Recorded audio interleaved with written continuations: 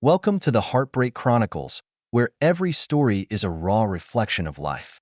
Hit that subscribe button to stay tuned, give us a like to show your support, and share this episode with your friends. Don't forget to leave a comment and let us know what you think. Now, let's dive into today's story. Maybe I should have let go and moved on with my life without her. But it was that smug smile of his that enraged me. He forced my hand with that smile, and whether she saw it or not, their utter disrespect stung my soul deeply.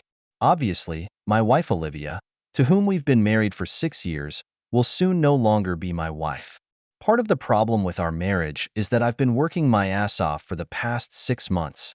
I'm expected to get a big promotion, and with that will come a big raise. That means Olivia can quit her job, and we can start a family.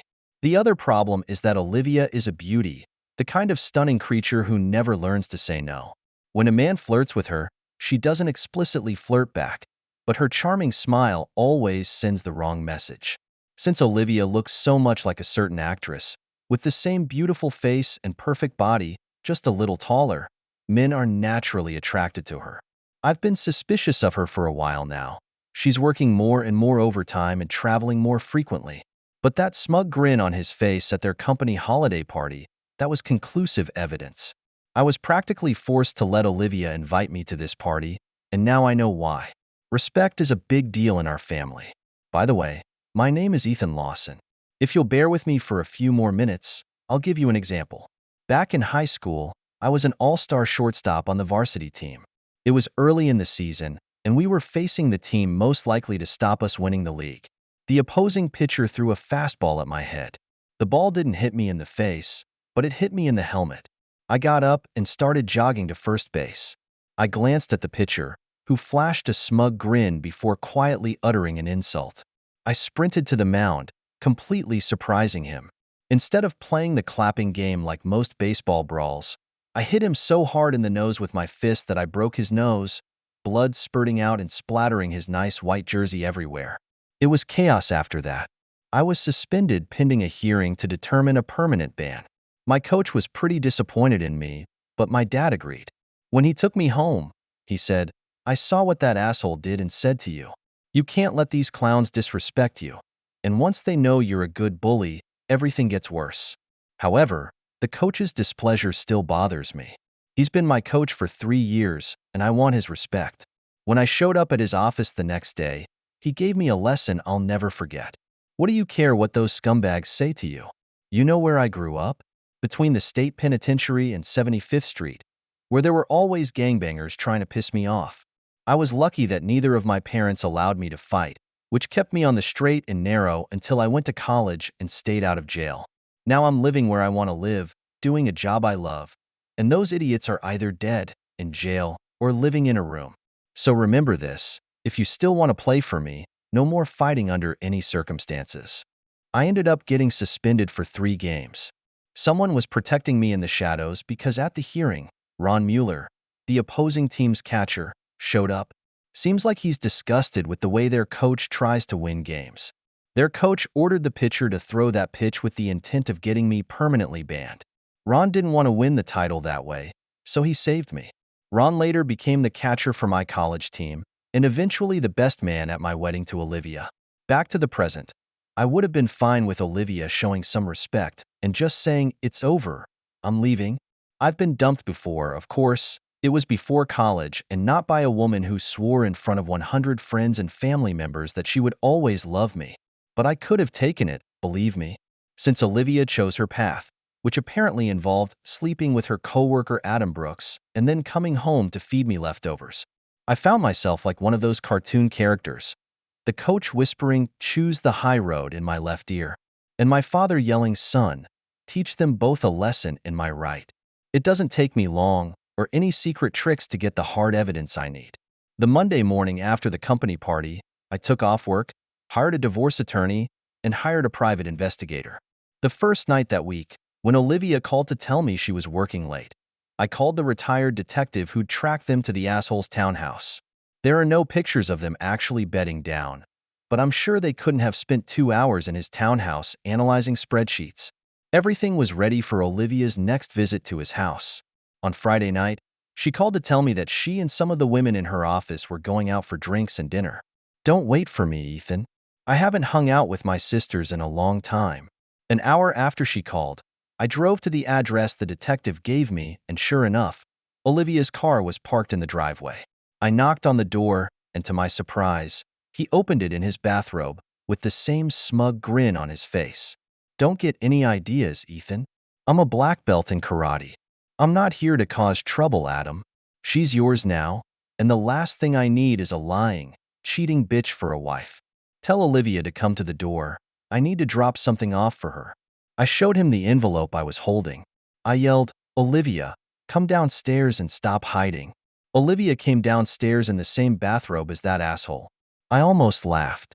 Olivia, here are the divorce papers. Find an attorney and have him or her contact my attorney to handle the settlement. Don't come home tonight, and don't come back until tomorrow night. At that point, I'll move my stuff out of our apartment, and then you can come back. Olivia took the envelope as if it were radioactive. Ethan, my parents and my brother's family are supposed to come over for brunch tomorrow. What do I tell them if I'm not there? Don't worry, Olivia. Just before I came here, I emailed your brother with this address. I said you and Adam would host your family here, not at our apartment. I think he got the message in time. If not, then when they arrive tomorrow, I will tell them about the location change. Bye. I looked at Olivia as she started to break down and cry, but then I saw something on her left hand and almost lost my cool.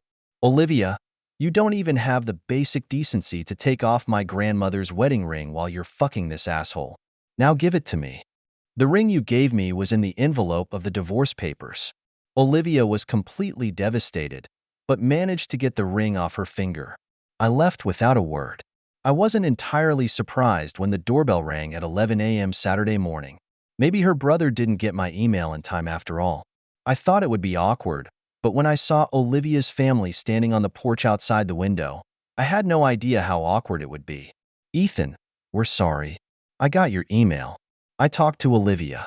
Can we come in and talk? For the next hour, her brother, mother, and father did everything they could to try to convince me to let Olivia come home and drop the divorce. It seems that after Olivia left Adam and I, she went to her brother's house, confessed everything, and asked for their help. Olivia knows how much I love her parents, especially since mine retired and moved elsewhere. The three of them talked about counseling, forgiveness, compassion, and more. I spent a whole hour trying to convince them it was impossible. No one was happy, and when they left there wasn't a smile on their faces. It took every ounce of willpower I had not to hug my mother-in-law as she walked out on the front porch. She was crying, and I wanted to tell her everything was going to be okay, but it wasn't, so I didn't give her that hug. Over the next few months, we engaged in a regular tug-of-war until the divorce was finalized. She wants to talk. I don't. Her attorney asked for counseling. My attorney said it would only be a waste of time and money, and that the marriage was already irretrievably broken because of my wife's infidelity. The week before the divorce, I was invited to Ron's house for dinner. Since his wife, Gabrielle, and Olivia still talk occasionally, he knows some of the details of my breakup with Olivia better than I do. I sat in his kitchen and watched his 7-month pregnant wife, Gabrielle, cook as her entire body glowed. Ron saw me staring at her stomach and knew what I was thinking. Ethan, let's go out on the balcony and talk. I'm out of beer. I headed for the refrigerator, and on my way out, I wrapped my arms around Gabrielle's waist. He loves you very much, Gabrielle. Never betray him. Why would I do that, Ethan? I love that man to death, and we're going to have a little boy soon. I'm not stupid. I would have said the same thing about Olivia a year ago. Look at us now. Olivia made a stupid mistake, Ethan. I'm not that stupid.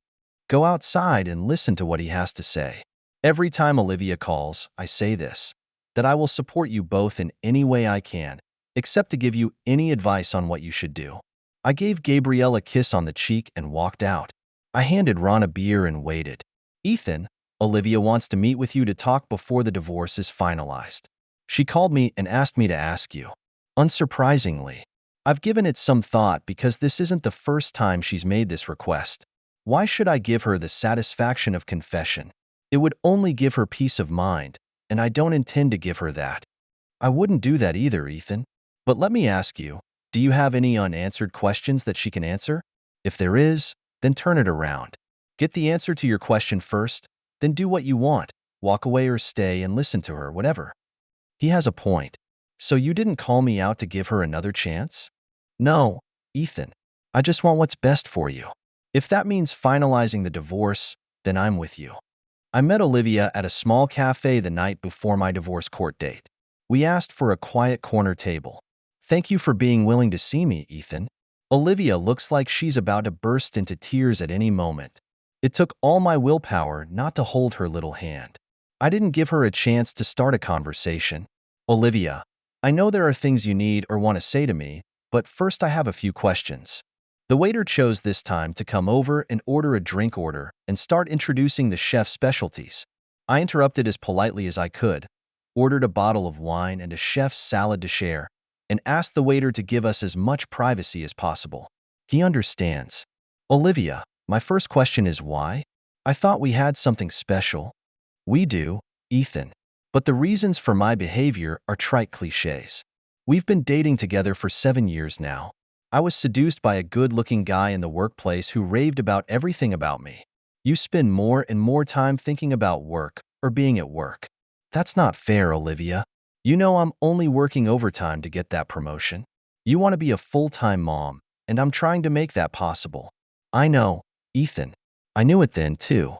But at the time, I was a selfish bitch who wanted everything immediately. I can't believe how completely I screwed everything up. We are less than a year away from having a child of our own. I've even thought of a name. Tears fell from her eyes, and I still refrained from holding her hand. Well, I promised myself I wouldn't ask, but I had to know. Is he that much better than me in bed? Olivia's answer surprised me. She began to laugh and weep. No, no, no. He simply cannot compete with your love. I never had to pretend in front of you. Olivia didn't see the waiter come up behind her, and when he put down his drink, he took a moment to look at my thighs and left still smiling.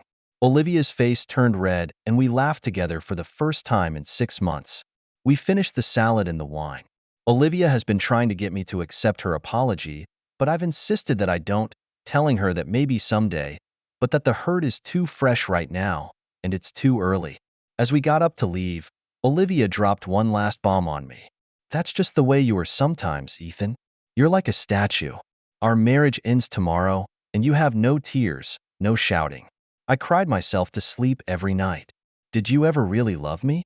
Olivia, I love you more than you can imagine, but first let's get a few things out of the way. You mentioned your behavior a few times tonight. Let's call it what it was meant to be. You betrayed me, Olivia. You slept with another man when you should have been faithful and abandoned the others. Secondly, whether I go home drunk or crying tonight is my business. It's quite possible that after we get divorced tomorrow, you and that asshole will be a couple. He has already ended my marriage by sleeping with my wife and mocking me along the way to show what he thinks of me. If I cry now or tell you how many bad nights I've had, sooner or later you'll tell him. And then that pompous asshole will laugh at me again. Don't push me, Olivia. You don't want to see the demons lurking beneath the surface. I didn't go to court the next day. My lawyer handled everything. The marriage ended that day. Months went by and I used that time to make plans. I did get that job promotion and a nice raise.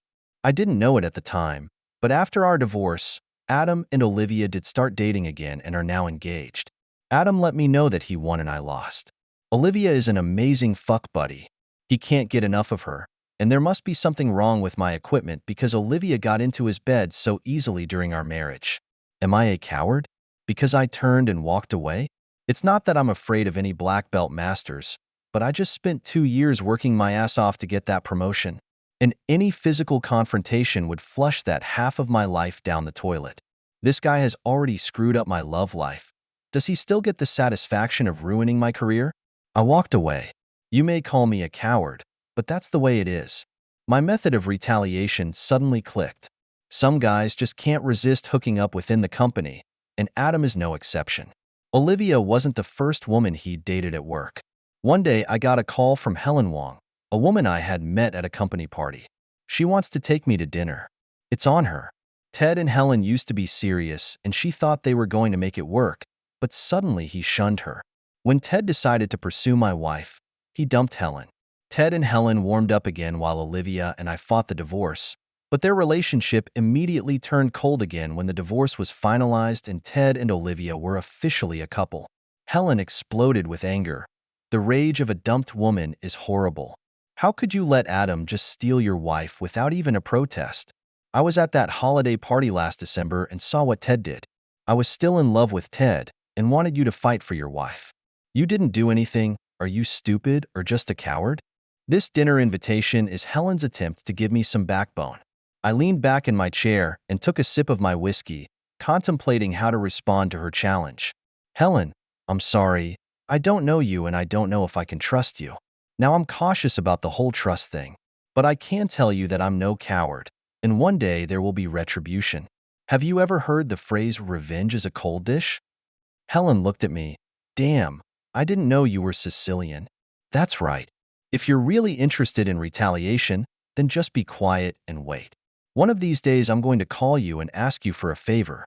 Not anything illegal, but important. I came home that night and my idea began to take shape. But could I trust Helen to keep a secret? I discreetly inquired with a trusted person who confirmed Helen's story. Helen and Adam did date, and their breakup coincided with Olivia and Adam's public relationship. As we were talking, my source apologized for not catching the first infidelity in time and notifying me. He graciously stated that the company's top management is tired of the romantic disputes surrounding Adam's cheating and is rewriting company policy regarding workplace relationships, which Adam is said to be skating on thin ice. During my separation and for 2 months after my divorce, I had been hiring a call girl to fulfill my sexual and social needs. Sophia Fox and I get together every 2 to 3 weeks for dinner or a show, then spend a couple hours in bed having sex, after which she goes home.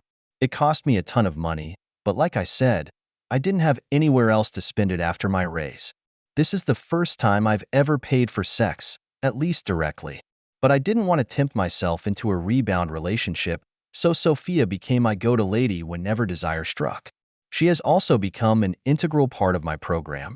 I called Helen and told her she only had 2 tasks if she would cooperate. First, give me Olivia's travel schedule.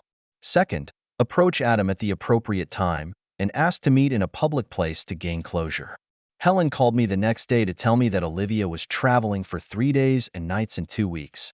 Helen contacted Adam and arranged to meet at the Hyatt Regency Lounge downtown on the first night of Olivia's business trip, just for drinks and conversation, but I'm pretty sure Adam was thinking in his mind that he might be sleeping with Helen for the last time. Sophia laughed when I explained the first part of the plan to her, but she was really surprised when I said the second part. Sophia, in your line of work, has anyone ever gotten an STD? I'm not talking about the deadly ones. I'm talking about the ones that can be cured, like gonorrhea. Of course it happens, but it's rare. Most girls insist on using condoms. There are a few I know that will agree to go without a condom, but they are careful and charge double. A couple of these girls had to go to therapy. Do me a favor, if you know of a girl who has something to contribute, please let me know. I'll pay her for not wearing a condom, and I'll give you the same amount as a referral fee. Are you kidding me? You want to infect this guy with something? Nothing deadly, just trying to ruin his wedding night. Everything is in place for the first part of the program. Sophia later told me the details of the night. She was sitting at the bar in the Hyatt Regency Lounge, sipping a citrus Maine cocktail, when Adam walked in and sat next to her. Naturally, they smiled at each other and Adam ordered a scotch. Sophia was dressed in a typical professional suit and looked very professional, not professional. Adam's cell phone rang almost immediately. Of course, Helen. I understand. I hope your mom gets better. Adam hangs up and immediately turns to Sophia.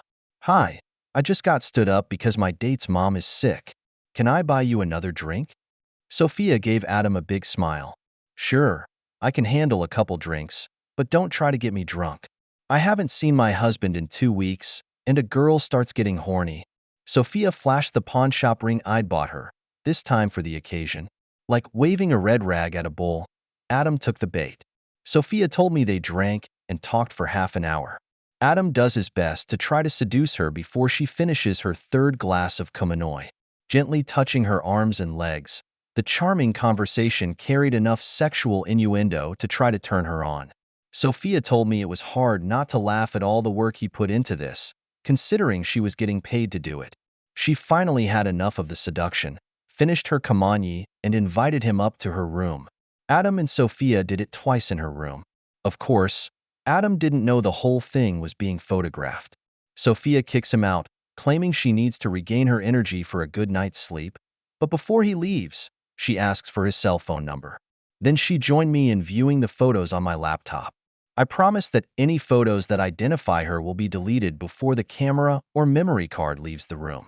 Even after deleting half of the photos, we still have dozens of photos showing Adam completely naked having sex with strangers. It's another month until the wedding, and I'm hoping we get lucky before the month is over. 2 weeks later, Sophia called me to check in. A girl had gonorrhea. I only found out about it because she asked me and another girl if we could help out during her treatment. Did you mention my request to her? Briefly mentioned. She's willing to talk, but be warned, she's a profit-oriented person and may ask you to pay double again because she knows you'll have a hard time finding a replacement.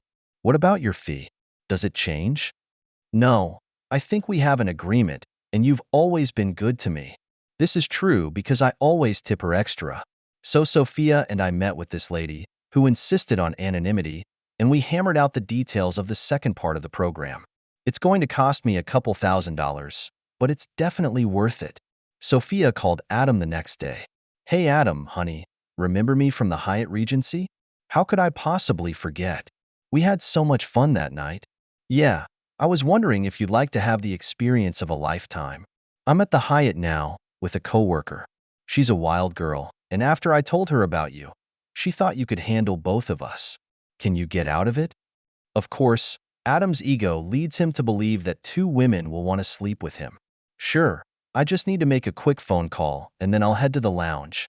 Don't go to the lounge, come straight to room 449. We'll meet you here and bring something cold.